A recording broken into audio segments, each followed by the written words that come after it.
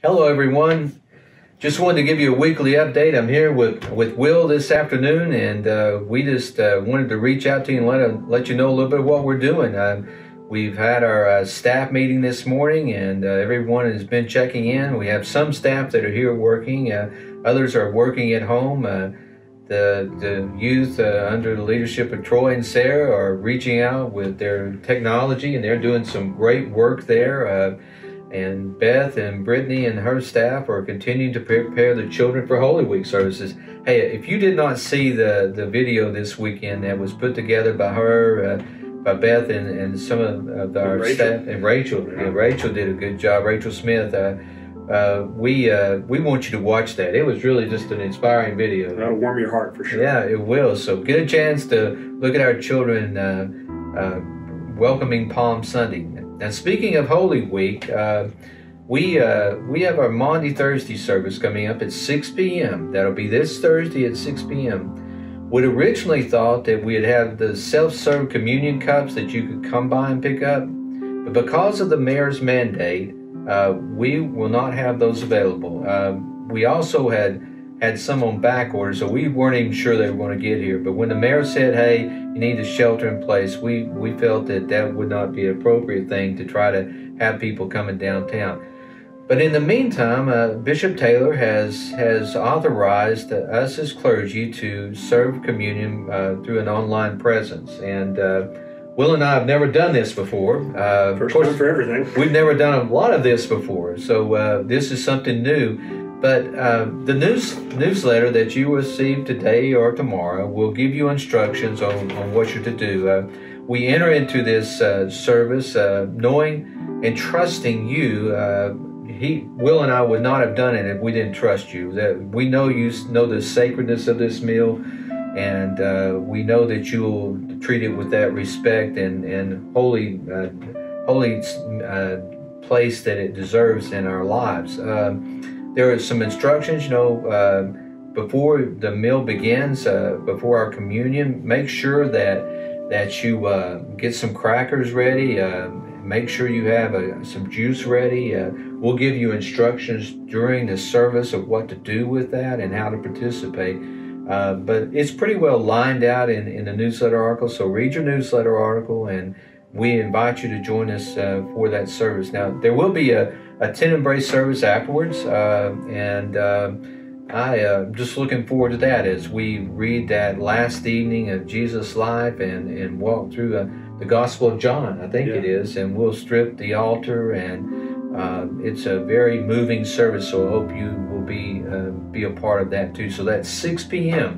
And I've asked Will to share a little bit of what's coming up for Easter. He's got a few things he needs to share. Yeah, it'll be the first time in my pastoral ministry, I'm sure yours too, that it'll be Easter with an empty church. That's right.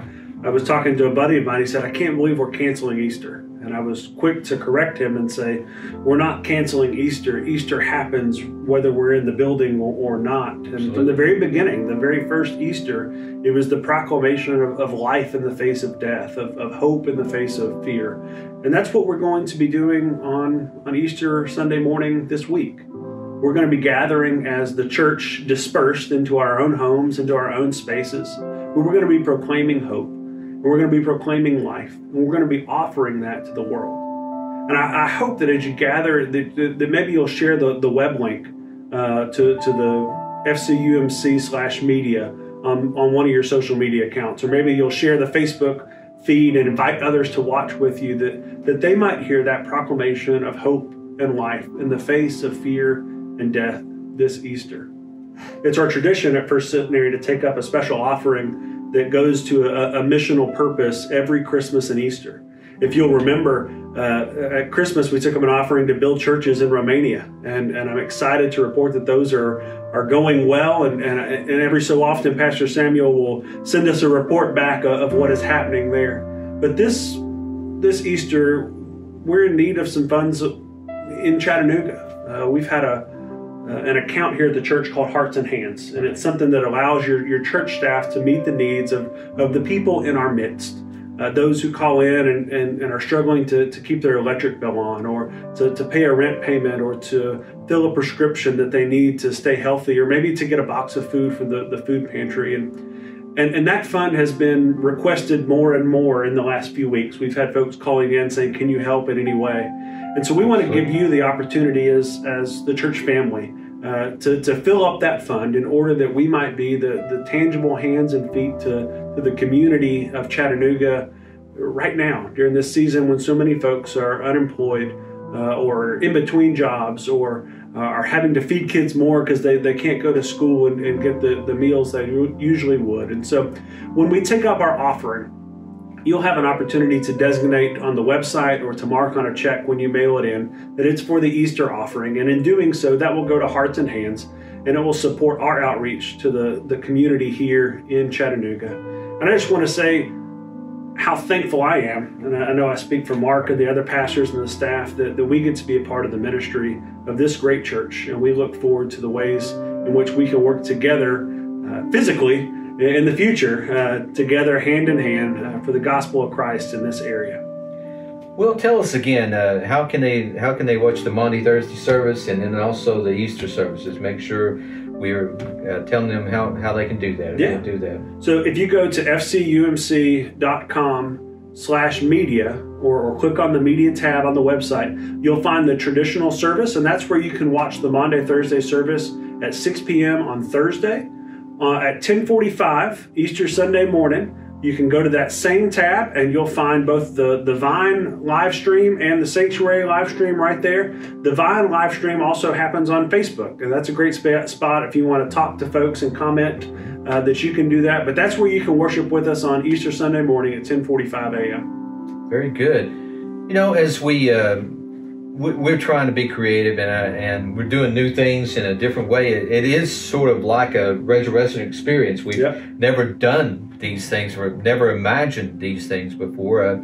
But Will and I were talking earlier, the church is not here. This is just a building. First Centenary is each of you. You're out in your community, in your workplace, at your home, and in the stores or wherever you are. And so as the body of Christ, we are still moving and changing and transforming the world in our different ways. So we invite you to join us for these two special times of our Holy Week experience and of the Easter season. And just to thank you again for all you're doing, for the calls you made to us and emails you've sent out to us, and way that you're checking on each other and encouraging and building one another up. We look forward to seeing you Thursday evening, and also seeing you on Easter morning. It is and will be and has been and hopes to be a great day of celebration. So Easter is still happening, and we're going to be a part of it, as you will be too. See you later. Take care. Have a good one.